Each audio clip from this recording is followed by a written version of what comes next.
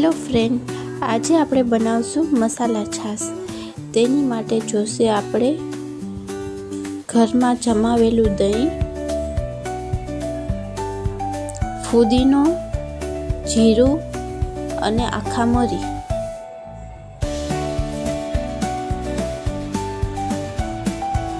સંચળ, નમક। હવે આપણે જીરું થોડુંક અચકચરું શેકી લેવાનું છે અને તેને વાટી લેવાનું છે।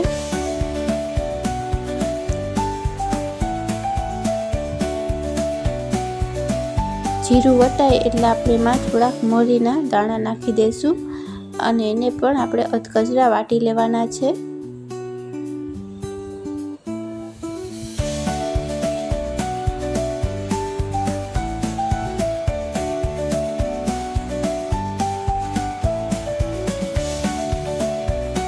આ રીતે આપણો મસાલો તૈયાર થઈ ગયો છે।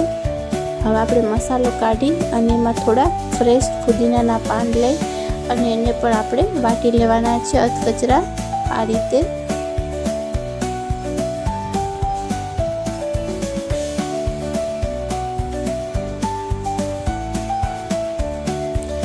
હવે દહીંમાંથી આપણે છાશ બનાવી લેવાની છે।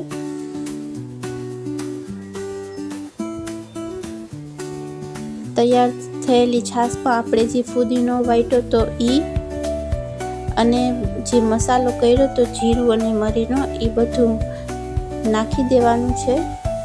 સ્વાદ પ્રમાણે નમક અને થોડોક સંચર પાવડર નાખી અને બધું એકસરખું મિક્સ કરી લેવાનું છે।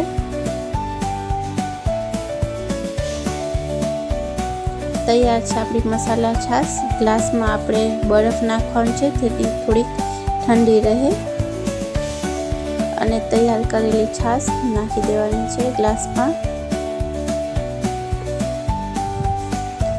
ઉપરથી થોડોક મસાલો નાખશું। તૈયાર છે આપણી મસાલા છાશ। તમે પણ ઘરે બનાવજો આ રીતે મસાલા છાશ।